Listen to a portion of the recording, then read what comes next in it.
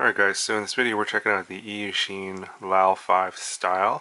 This is an updated version of the LAL 5. I've reviewed I think two of them previously on my channel.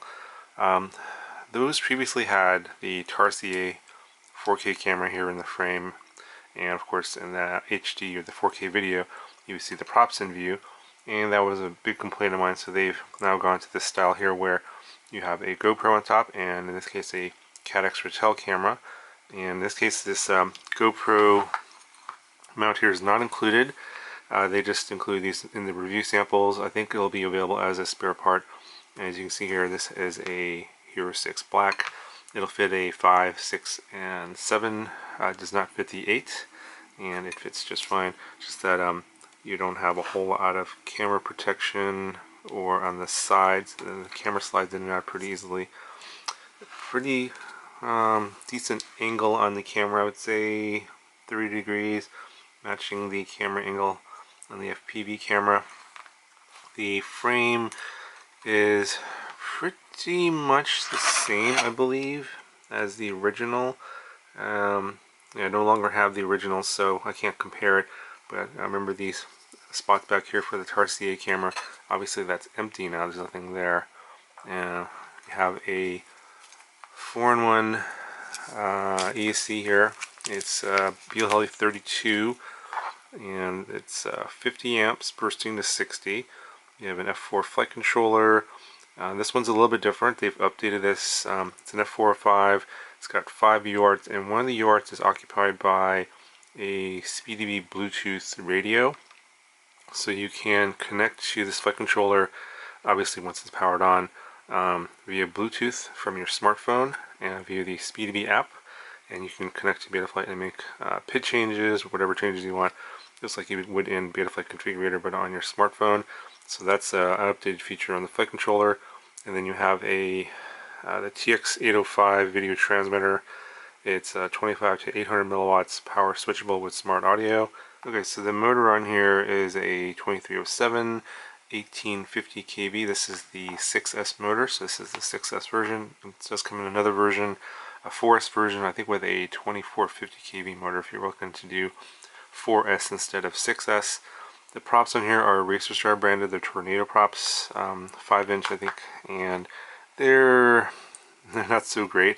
You get a lot of mid-throttle oscillations with this prop. I didn't try a bunch of other props because I wanted to just fly it the way it came out of the box, like I do with all my reviews, and I'll talk about that a little bit later. But yeah, out of the box was so-so. So going back to the frame here, it is 3K carbon. I think they've did a little bit of an upgrade to the way they've cut it. They said that they have some, I guess, chamfered edges, or they're not as sharp. I don't know, they seem to be not so smooth. I mean, they're not super sharp, but not like really that chamfered, maybe slightly. So they are advertising as an upgrade, but it seems like it's maybe just a slight upgrade, not that much of a difference. You got 5mm arms here. You got these sandwich plates that are 2mm here. The bottom plate is 2mm, and the top plate is 2mm. This plate right here, the main plate and the sandwich plate, one of them should be a little bit thicker, I think, because it's if you crash really hard, this arm at 5mm is probably going to snap this portion right here where the flight controller is, and you're going to have a bad day because it's probably going to break the ESC, even though there's a steel screw going through the whole stack here. So something to be aware of. So in the back here, this extra battery strap isn't included. I'll talk about that here in a second. But in the back, you've got a little tray here for your receiver, and I put an XM Plus in there, and then there's a plug that comes with the that's actually plugged into the flight controller. It's right there. Just solder on your XM Plus there, and they have other receiver versions, I guess, that are available that will already have the receiver installed. This one is a plug-and-play version, so you'll have to solder on your receiver. Then you wire the antennas to the back here on this TPU part, and then stick on these tubes.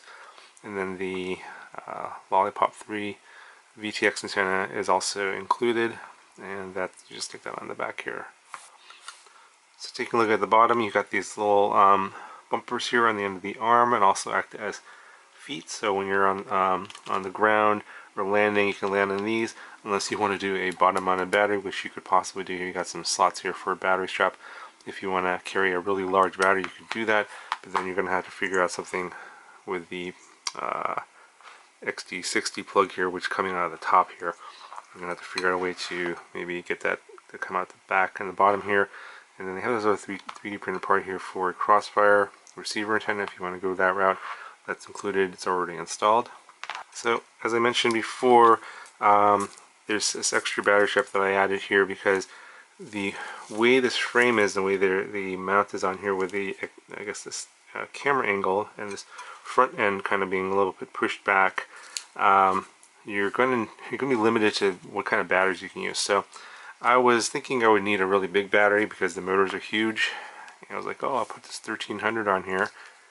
And you can see there was no way I can get that on there without smashing down the XD60 or the battery hitting the GoPro and causing extra vibrations that way. So that plan was nixed, and I decided to go with this 1000 milliamp hour 6S, and it does fit here and just behind the GoPro, and just enough space for the XD60 to come out to plug in the battery. But keep in mind that because of the smaller space in the back here, and probably going to be limited to the size of the battery, your flights are going to be kind of short, because these 2307 motors, they are power hungry. They will draw a lot of current, and I think I mentioned this in my previous LAL 5 reviews. I think these motors are too big and unnecessary, because these motors are bigger and heavier, and they draw a lot of power, but you don't get really that much more thrust. So compared to like a 2307, this 2307 motor compared to say like a 2306 or even a 2207 motor, I think they have comparable power, but they're lighter. They don't draw nearly as much amps as this motor here, and so yeah, they stuck with this motor on the LAL 5 for this series, even though they've changed the sort of the format. They could have changed the motor, but they didn't do that. So ultimately, at the end, you get about a 3-minute flight time on this size battery, and maybe if you want to get longer flights, you could stick the big battery on the bottom. Of course, it's going to change the flight characteristics, but you could get a longer flight time that way. Obviously, these motors are huge. They can carry the bigger battery no problem with the GoPro, but then again, you know, people that want to do freestyle kind of like the battery up top, because it has a little bit different CG feel compared to the battery on the bottom. And the second thing to notice with the battery back here like this, and with this is the main strap here, there's a standoff in the way right there, so you can't really slide it back into the middle of the battery. So I added a second battery strap back here so that the battery wouldn't eject backwards in case of a crash. So you're going to need to find an extra battery strap. There wasn't an extra one in my kit. It's possible that the production ones might have a second one, but yeah, I mean, you're going to need a second one back here for sure to make sure the battery's not flopping around, because it's just going to be held in the very front part of the battery, and this back is going to be flopping around. So that is yeah, it's not good. You're going to need two battery straps for sure on this model. Okay, so regarding the PID tune on here, I just flew whatever came from the factory. In fact, I didn't even change anything in terms of like setting up the OSD. So there was actually nothing in the OSD, which was kind of shocking. Usually they put something in there, but it was completely empty. I think all they had on there was the flight mode, which was, I was like, well, okay, that's interesting. So it looks like they didn't really do any tuning. It looks like a pretty standard out of the box like default tune for Betaflight. And I don't even remember what version is on here. Is it a typical Eachine? I guess what they do is they just put a lot of parts together. I mean, build quality here is not bad. Looks nice. I mean, everything looks like it's put together pretty well. Looks all clean. It's just that I don't think they've actually had any pilots fly this. So they just slapped on, you know, flashed whatever, and then make sure that everything is kind of like generally working. Because I didn't have to really tweak anything to get it actually to fly. I just put in, I just bound up my receiver and put in my standard modes and rates, and I was able to fly it. It's just that the tune on default, Betaflight isn't so hot. It's a lot of mid-throttle oscillations you'll see in the GoPro footage. Some high-end throttle oscillations. I think it's actually better in the high-end and actually worse in the mid-throttle. So it could be coming from the props, it could be coming from the motors. Maybe if you turn on RPM filter, it could go away. Possibly. Like I said, there's a lot of things that you could possibly do to correct this tune that came out of the box. But I was like, well, I wanted to show you guys what it's actually going to look like versus what it could potentially look like, assuming you know what you're doing and can tune it properly, and which is actually, I'm finding, pretty difficult, because I've done like follow-up videos, and I may do a follow-up video for this one where I've actually done additional tuning, and then I get a lot of questions from people about like, well, this didn't work, that didn't work, I followed all your directions, but it still doesn't fly right. So like I said, your mileage may vary. I mean, I could give you a perfect tune that looks like it's working for me and give it to you, and then it might not work for you at all. So it's kind of why I just want to show you what it looks like out of the box, as you get it from Eachine. Anyway, what are your thoughts on that? Do you think that I ought to do a follow-up video and show you a better tune on this, or do you feel like that this is enough in terms of like what you would need to know about this model in order to make your decision whether you want to buy it or not? Well, let me know in the comments below what you think about that, and I'm going to just go ahead and show you the flight. And yeah, that's going to do it for this video. Any questions, let me know. I'll talk to you guys in the next one.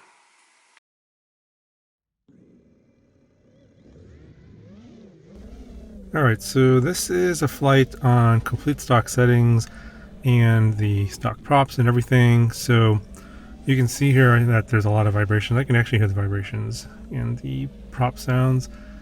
And it's coming out in the GoPro footage for sure as well. So if you're using the stock props that come with this ready to fly, you're going to need to replace them with something. So I actually did that later on in this video. You can fast forward to the next section where I do a second flight with the Gemfan 5140, I think the 466 props, and that's kind of like my go-to prop. They're pretty well balanced. I've actually found a nice well balanced set. So if you want to see what it looks like on some balanced props, not the stock props, go fast forward to the next part of the video after this flight. But I think that if you do get this, you're probably going to want to swap the props out for sure.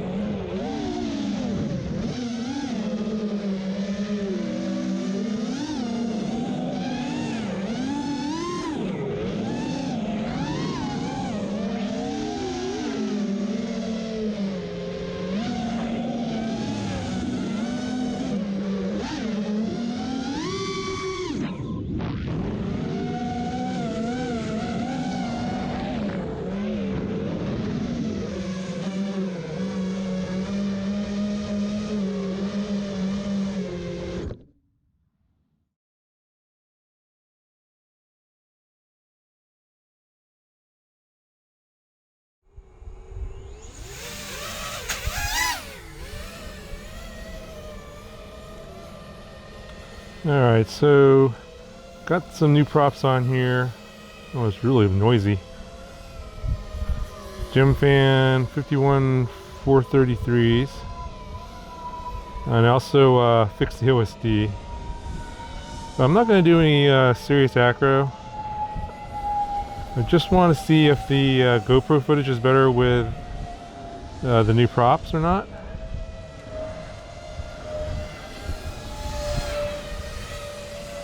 These props are definitely way more noisy.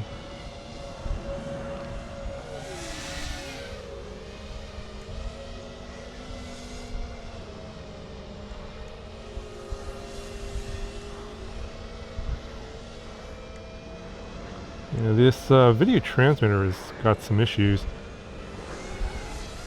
I usually get pretty bad video here anyway in this spot, but it's pretty terrible right now. So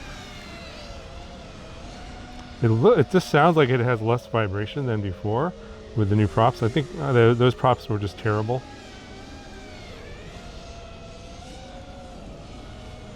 But these props are way noisier.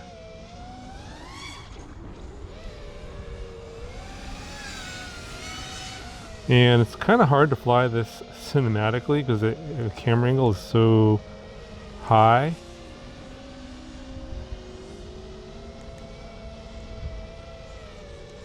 So I'm not going to really try to fly fast. It's really windy right now too.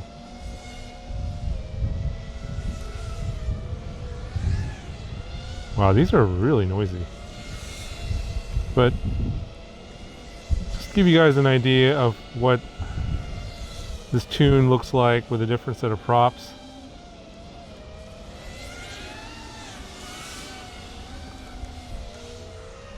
And we'll see what the GoPro footage looks like. I'm not really sure. It does seem like it's better, but like I said, I'm not really 100% sure.